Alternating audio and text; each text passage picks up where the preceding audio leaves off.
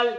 Veréis que la semana pasada no hubo vídeo porque hubo un problemilla familiar y era primero la familia y había que solucionar este tema. Así que ya estamos con vosotros. Por fin ha acabado de llover. Ya hemos empezado a realizar las intervenciones que tenemos pendientes. Así que en breve veréis otra vez contacto con la tierra, hallazgos y cositas que nos salen. Y bueno, para esta semana pues tenemos un vídeo especial. Es un vídeo que Humberto hizo como un trabajo de clase en su máster. Y bueno, pues el otro día le echamos un vistazo, fue hace 5 años, ¿no? Sí. Y tenía 40 y pico mil visitas. 43.000 o por ahí. Sí. Así que, sin darle ningún tipo de publicidad. Así que os lo vamos a poner porque, aparte, considero, como ya sabéis, que este canal es didáctico. Creo que lo mejor para conocer una domus romana, es decir, una casa romana, pues es lo mejor que podéis ver. Así que, Humberto, cuéntanos un poquito del vídeo. Bueno, a ver, lo primero está en un canal que puede ser tercero o cuarto canal, no sé, yo lo abrí solo para hacer el máster. Entonces es un canal que no consultaba desde hacía 5 años. Entonces me he encontrado con muchas preguntas de arqueotubers que me sabría muy mal, pues porque ahí me las habían hecho hacía años o meses y no las había contestado. Es un ejercicio de clase para el máster en educación. No para el de arqueología. Entonces consistía en que yo tenía que comentar 20 diapositivas y cada diapositiva tenía 20 segundos para comentarla. Con lo que le gusta hablar. Claro, entonces a mí se me hizo, pues eso, un poco, se me atragantaba el tiempo, ¿no? De hecho creo que grabé el vídeo como 15 veces, hasta que lo colgué, porque siempre me pasaba el tiempo y te penalizaban. Entonces, pues hablo sobre la domus romana, que me parece interesante. Ya sabéis que nosotros pues tiramos un poquito más para la historia antigua, la arqueología antigua. Y bueno, como la semana pasada no fue nuestra semana, aparte de los problemas familiares que tuvo Alejandro, yo también tuve un pequeño problema, y es que mi amigo Chechu, te quiero mucho, me pegó un raquetazo en la cabeza. Me hizo un chichón gigantesco y tuve toda la semana un morado en forma de L. Entonces ya os digo que la semana pasada no fue la nuestra. No. Y bueno, hoy retomamos. Bueno, pero sí que hubo una cosa muy buena la semana pasada, y es que este fin de semana, nos contrató la Universidad Miguel Hernández para realizar unas visitas con chavales con altas capacidades. Estuvimos visitando, dilo. Estuvimos visitando la Torre de San Josep, o Torre de Hércules, que se encuentra en Villajoyosa. Es uno de los 3 monumentos funerarios turriformes, ¿no?, con forma de torre que tenemos en la península ibérica. Uno es el de Pozo Moro, de época íbera. Luego tenemos la Torre de los Escipiones, que está en Tarragona. Y luego tenemos la Torre de San Josep, que es un monumento del siglo II después de Cristo y que se conserva en unas condiciones envidiables. Y que Humberto pues tuvo la suerte de trabajar allí. Después de esto fuimos al Museo de la Vila, donde vimos la parte de la necrópolis de Les Casetes que excavó Humberto, y luego vimos los fondos de museo del Bou Ferrer, del yacimiento Bou Ferrer, que es un barco romano del siglo I que yo tuve la suerte de excavar. Y bueno, desde aquí también un súper agradecimiento a los compañeros del Museo de la Vila, de Vila Museum, con Antonio Espinosa al frente como director y Diego, el arqueólogo municipal, y los Rosa, efectivamente a todos. Muchísimas gracias por acogernos como nos acogéis siempre, y es un placer trabajar con vosotros y enseñar vuestro patrimonio. Después de esto salimos del museo y nos fuimos al yacimiento que ya conocéis vosotros. Bueno, no lo conocéis del todo porque falta un vídeo. El de la Mayadeta. El de la Mayadeta. Y bueno, fue una experiencia súper gratificante, así que muchas gracias a todas las familias, a todos los chicos que vinieron y a la UMH pues, por contratarnos en este trabajo. La verdad es que dio gusto ir con ellos porque son chavales que les apasiona la historia, la arqueología, les apasiona saber, ¿no? Y nos hincharon a preguntas, cosa que nos encanta, la verdad es que nos encanta. Hay algunas, como todo, que no lo sabemos todo, pero bueno, que fue una experiencia muy enriquecedora. Sí, muy bien, muy bien. No les vamos a mostrar imágenes porque al ser Claro. menores, Sí, ni nos pues planteamos grabarlo porque al claro, ser menores no queríamos poner un compromiso. sí. Así que vamos a empezar con el vídeo de la Domus Romana. Esperemos que os guste y al final la volvemos a dar. ¡Dentro vídeo! Buenos días, mi nombre es Humberto García Colomina, soy licenciado en Historia por la Universidad de Alicante y hoy os voy a hablar sobre la Domus Romana. En primer lugar, tendríamos que definir qué es una domus. Bien, una domus es una vivienda que, como vemos en la imagen, por sus elementos arquitectónicos, por la extensión o por las pinturas que se pueden apreciar en las paredes, está destinada a albergar a una familia romana de la época, pero con un poder adquisitivo bastante elevado. Bien, esta familia estaría compuesta en primer lugar por el padre de familia, el pater familias, también como conocido como el dominus, el señor, que sería el que ejerciera el poder absoluto dentro de esta domus, seguido de la domina, la señora y los hijos. También dentro de esta vivienda tendríamos unas habitaciones, unas estancias destinadas a albergar a los sirvientes o esclavos.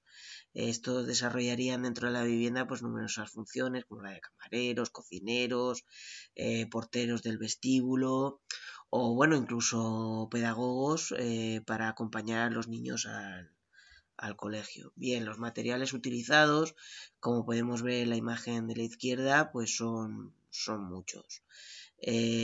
Sobre todo se alzarían lo que son unos zócalos de piedra, de sillares bastante trabajados y sobre todo se verían estos sillares en las zonas más nobles, ¿no? Para darle un mayor caché a la vivienda, sobre todo pues eso, en aquellas esquinas, etcétera.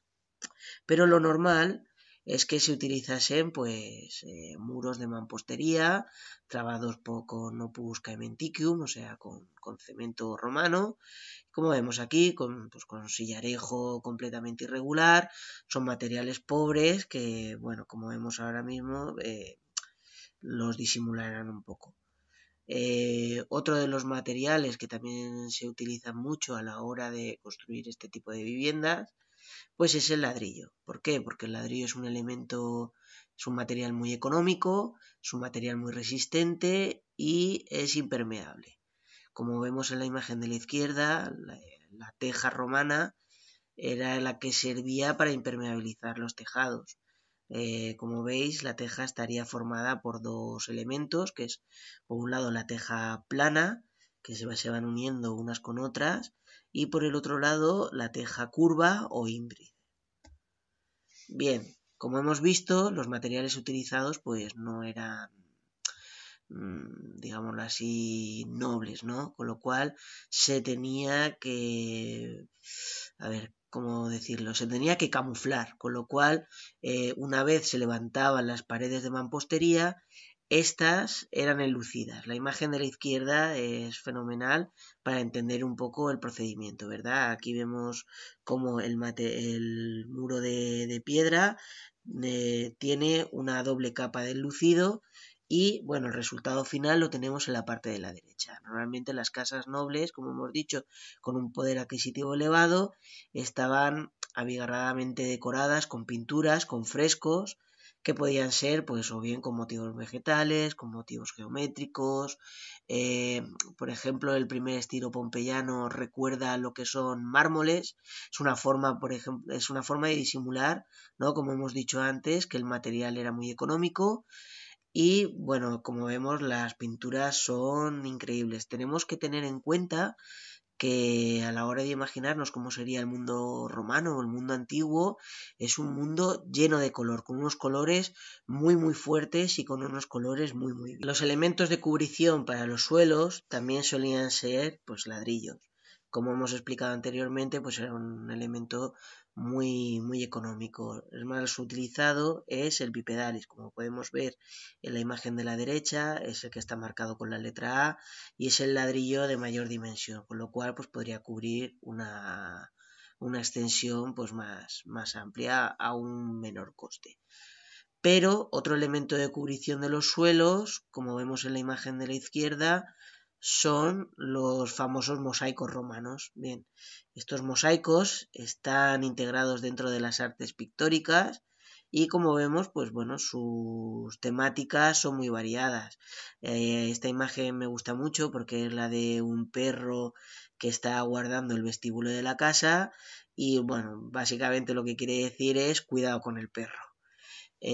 Pero también tenemos otros mosaicos que nos relatan, pues como hemos visto anteriormente con las pinturas, pues hechos mitológicos, escenas de caza, escenas de pesca.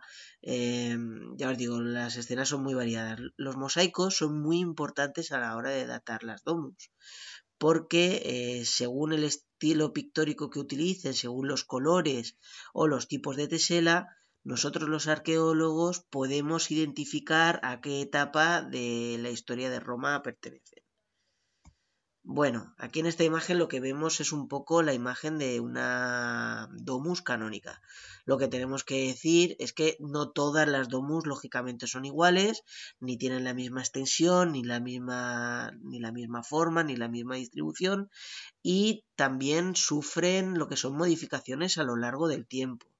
Pero bueno, básicamente, para que nos hagamos una idea, tendrían, como veis, el acceso a la calle no sería directo, tendríamos un pequeño vestíbulo muy estrecho que sería el que daría acceso al atrium. Este atrium es como veis, un patio porticado que serviría para distribuir por un lado lo que son el resto de habitaciones, pero por otro lado también para dar luz a la vivienda. Como hemos visto, son viviendas que lo que pretenden es proteger la intimidad de esas personas. Son viviendas que están orientadas hacia el interior, con lo cual son viviendas que tienen escasez de luz. Y entonces se hacen este tipo de tejados abiertos para que entre luz por el tejado. También veremos que, bueno, aquí podemos ver en la imagen una pequeña cisterna, que ahora luego explicaremos para qué servía. Bueno, como vemos, daría acceso al resto de habitaciones. Bueno, podemos destacar lo que es el tablinium. El tablinium es la zona de trabajo del dominus, ¿no? Es el lugar donde el dominus recibiría las visitas, donde realizaría los negocios, y cerca de este tablinium también tendría lo que es una zona destinada para biblioteca o archivo. Normalmente las casas pudientes romanas tenían incluso dos bibliotecas, una con los papiros escritos en latín y por otro lado con los escritos en griego. Y bueno, y finalmente pues tendríamos lo que son las habitaciones o los dormitorios y un jardín al final, porque ya os digo que las zonas abiertas y las zonas ajardinadas son muy importantes para los romanos, donde se encontraría una zona destinada a los dioses lares o los dioses del hogar. Lo que estamos viendo es el atrio de una vivienda, una domus romana pompeyana que sobrevivió a la erupción del Vesubio. Como hemos visto antes, el atrio era el que daba acceso al resto de habitaciones de la domus, y en la parte central un pequeño estanque y una fuente que es lo que nosotros denominamos impluvium. Bien, el impluvium estaba destinado a la recogida de agua para uso humano, caía directamente por el tejado, por la zona abierta del tejado, y no sé si se aprecia muy bien en la imagen. Aquí tenemos una pequeña entrada a lo que sería la cisterna que se encuentra por debajo del estanque. Esta cisterna, como hemos dicho, recogía el agua de lluvia, a excepción del agua de lluvia en primavera, porque tiene numerosas semillas y podrían germinar dentro de la cisterna, lo que arruinaría el agua para consumo humano.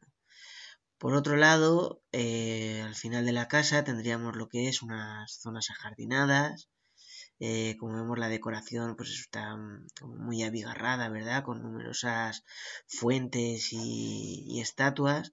Tenemos que recordar que esta zona de la vivienda está destinada a lo que es el uso, disfrute, al relax, a la relajación de la familia, sobre todo del dominus. Hay textos latinos que nos cuentan cómo es una zona donde los romanos pues echaban la siesta, pero también es una zona donde se cultivan plantas aromáticas que sirven tanto para la cocina como para los ritos religiosos, e incluso, bueno, tenemos noticia de jardines con frutales, ¿verdad? Lo cual, aparte de ser, tendrían, digámoslo así, una doble función. Por un lado, proporcionar la paz que necesita el Dominus, pero por otro lado, pues también ejercer de un elemento económico importante dentro de la vivienda. Como vemos, son zonas abiertas. Nosotros llamamos peristilo a esta zona porticada de columnas, ¿verdad? Bien, el larario también es una zona fundamental que no podía faltar en ninguna domus romana. ¿Qué es el larario? El larario es el lugar donde se rinde culto a los dioses lares, a los dioses del hogar y a los antepasados. Esto es parte fundamental de la cultura romana. Digámoslo así, que los espíritus de los difuntos se recuerdan en una especie de capilla situada en la domus, ya que el individuo como tal en la sociedad romana no es nada, lo importante es todos los actos que han ido realizando los familiares. Ya os digo que había una especie de capillita muy parecidas a estas. Tenemos que tener en cuenta que esta pertenece a una domus con una clase adquisitiva muy elevada, donde se depositarían unos pequeños esvotos para recordarlos y bueno, para rogarles y pedirles por el bien de la familia. Sobre la domus romana os quería ilustrar un poco con esta imagen sobre la proliferación de este tipo de negocios, de tiendas y tabernas, que sobre todo se desarrollaban en las habitaciones más expuestas de la domus. Aunque no pertenecían a la estructura familiar, sí que pertenecían a la estructura del propio edificio, ya que el dominus lo que solía hacer era arrendarlas y de esta forma preservaba aún más la privacidad de su familia y por otro lado era capaz de sacar un rendimiento económico.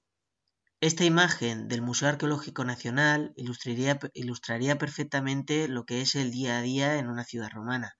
Como vemos, tenemos una vía principal con sus pasos de peatones incluso, que daría acceso al foro romano, la zona neurálgica de la ciudad, donde se cerrarían los negocios públicos, donde estarían los edificios destinados al gobierno, a impartir justicia y los templos, pero a ambos lados de la calle, pues por ejemplo aquí al lado izquierdo podemos ver una panadería, una tienda destinada a la venta de cerámica, o por ejemplo en la derecha una taberna que ha seguido el modelo de la imagen que os he puesto anteriormente. Bien, ¿dónde quedaría la domus romana? ¿Dónde quedaría el espacio dentro de la calle en la domus romana?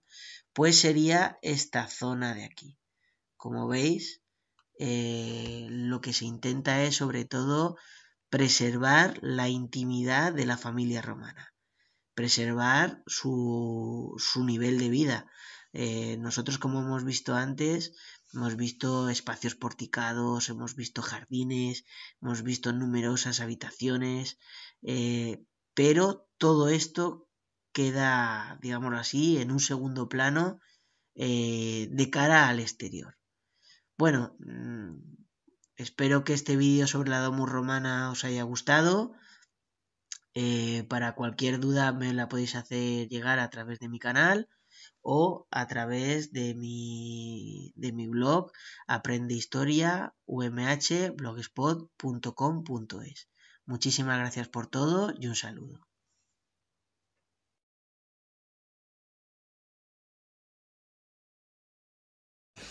Bueno, pues ya hemos visto el vídeo. Sí. Aprende historia. Do it. Está muy bien, está muy bien. Ha fusilado Pompeya, pero está muy bien. Hombre, a ver, es que sí, Pompeya es la ciudad donde tenemos las domus en pie todavía. Claro. Sí. Aquí tenemos algunas domus, porque por ejemplo en la Alcudia en Elche tenemos algunas, pero solo nos quedan los zócalos. Y Calpe. Bueno, en Calpe sí. Bueno, no, en Calpe lo que tenemos es una villa romana. Vale. Tampoco estoy de acuerdo, pero vale. Bueno, venga. Es un pedazo de Sí. palacio. Que un día os tenemos, si nos dan los permisos adecuados para grabar, os lo enseñamos porque es brutal. Conocemos a la arqueóloga, un saludo desde aquí.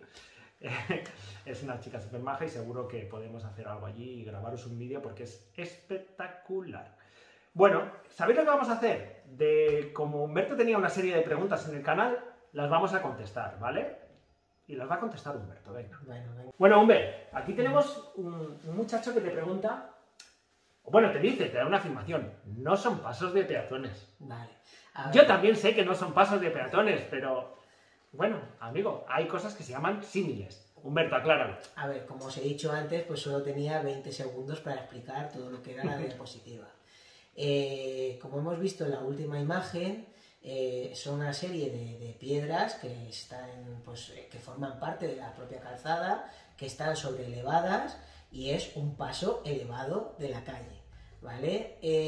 No son pasos de peatones. A ver, la gente lógicamente podía pasar por cualquier lugar de la calle, no había un tráfico como el que tenemos hoy en día y entonces pues no hacía falta que la gente pasase por allí. Lo que pasa es que imaginaros, cuando hay lluvias torrenciales, cuando hay lluvias muy fuertes y quedaba pues todo lo que es la calle encharcada y con barro, pues la gente utilizaba esos pasos elevados para pasar por encima y no mancharse. Luego, por otro lado, también se limpiaban las calles y para limpiar las calles pues muchas veces se inundaban. Cuando se inundaban las calles, pues para que la gente no se mojase, también se utilizaban esos pasos elevados.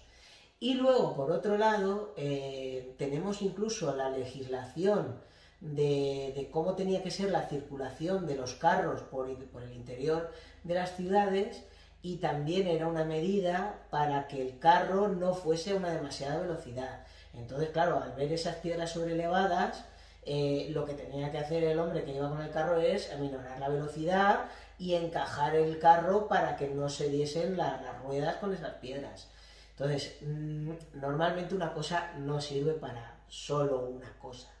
Pero ya os digo que, a ver, yo coloquialmente he dicho que eran pasos de peatones, pero en realidad sí que sirve para que pasen los peatones. Claro. Venga, vamos a ver la siguiente pregunta.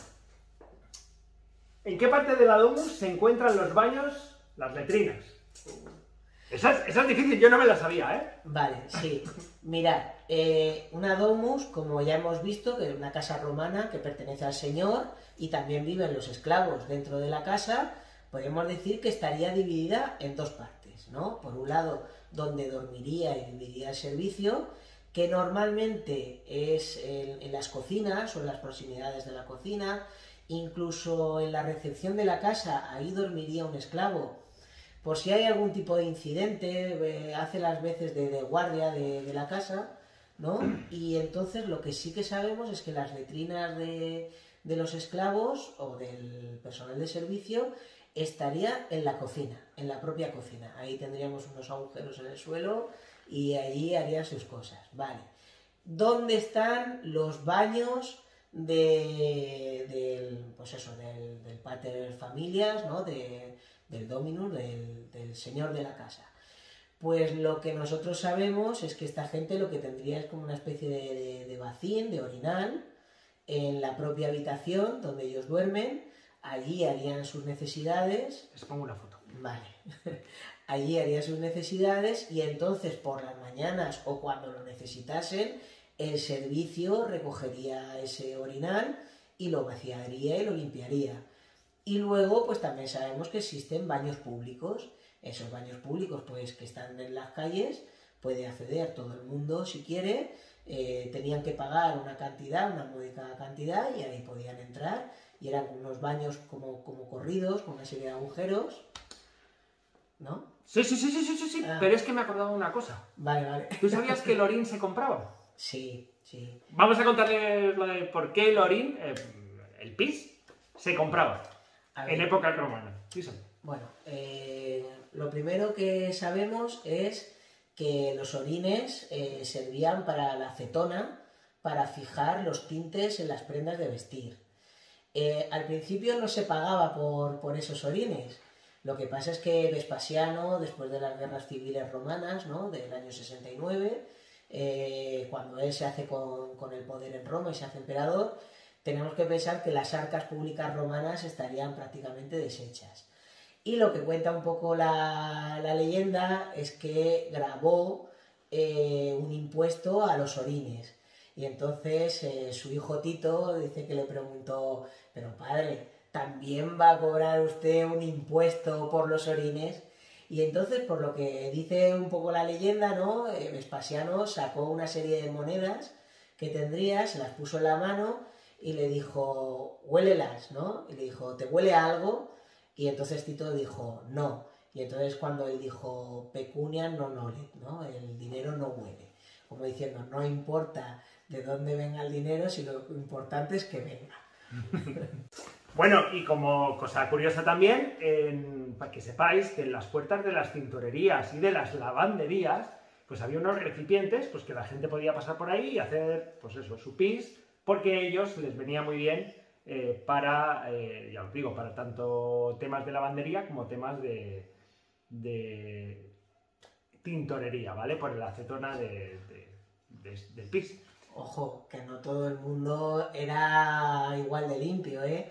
De hecho, tenemos lápidas romanas en Pompeya deseándole suerte a los viajeros si no les mean o cagan la tumba. O sea, Sí. Bueno, también nos preguntan desde Argentina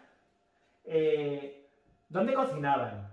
¿Dónde cocinaban? Pues bueno, la servidumbre tenía sus cocinas y el señor, ya os digo, que no cocinaba. claro, la domus estaba muy bien estructurada desde la puerta de entrada, normalmente las habitaciones a derecha e izquierda, que tenemos nada más pasar la entrada de la domus, eran las que se encargaban, o sea, eran las habitaciones destinadas al almacenamiento y destinadas a la cocina. Y la servidumbre... Como pues, actualmente, despensa y cocina. claro, y la servidumbre pues cocinaba allí, dormía allí, realizaba sus necesidades ahí. Vale, también preguntan dónde comían. Bueno, pues lógicamente la servidumbre comía en la cocina, Claro. o en su cubículo si lo tuviera, que no todos tenían cubículo. Sí, luego también habían probadores, ¿no? Para probar la comida no estuviese mala o estuviese envenenada. Y luego los señores, pues bueno, no sé si habéis visto alguna imagen alguna vez, que normalmente realizaban una serie de banquetes donde estaban recostados en una especie de sofá que se llama triclinium. Exactamente, entonces pues bueno, ahí era donde celebraban banquetes con los amigos, se emborrachaban, escuchaban música, bailarinas, lo que fuese. Perdona que gire, pero es que tengo aquí el ordenador. Donde comían, los baños y drenajes de uso fisiológico de la familia. Bueno, ya os hemos comentado, Humberto lo ha comentado. ¿Y dónde estaban los espacios generales de la servidumbre? Está claro también. Bueno, también había otro espacio importante porque hay domus que tienen, fijaros qué moderno, calor irradiado. Es decir, que tienen un sistema de conducciones por debajo de las habitaciones que va vapor de agua y tienes las habitaciones calentitas. Bueno, pues el pobre o los pobres esclavos que estuvieran, pues imaginaros, están toda la noche y todo el día metidos en un horno. Cargados de avivar el fuego. Efectivamente. Claro. Entonces, pues bueno, hay como una especie, ¿no? de cámara de aire por debajo del suelo de la vivienda y entonces por ahí es por donde pasa ese aire caliente y calienta toda lo que es la No penséis que el calor irradiado es nuevo, ya lo tenían los romanos. De hecho, en la villa de Calpe, si un día podemos ir, os lo mostraremos porque es un ejemplo muy práctico, se ve muy bien. También nos pregunta que ¿dónde despedían o velaban a sus muertos? ¿Cómo que? No. En la casa, si los despedían. A ver, muchas de las villas tienen asociadas su propia necrópolis, pero tenemos que diferenciar entre las villas agrarias y las villas en la ciudad. Claro, esto es una domus que está dentro de la ciudad. Dentro de la ciudad no tendrían no, está prohibido. Necrópolis. Ellos tienen una legislación muy clara con respecto a eso. Creo que la única persona que se enterró en la ciudad de Roma después de muerto fue Augusto, el emperador Augusto, y como, digamos así, un homenaje por parte de la ciudadanía hacia el que había sido su emperador, el primer emperador de Roma.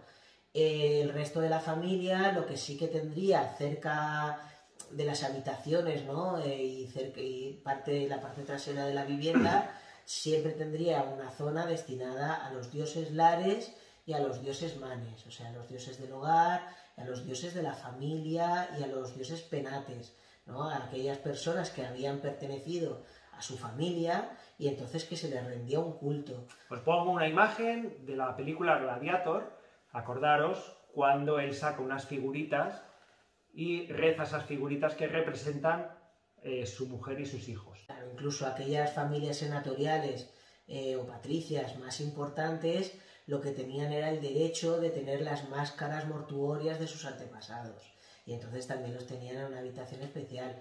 Y ya te digo, eso sobre todo es que se reservaba a la intimidad de la familia, con lo cual estaban en habitaciones que estaban muy alejadas de lo que era la entrada de la vivienda.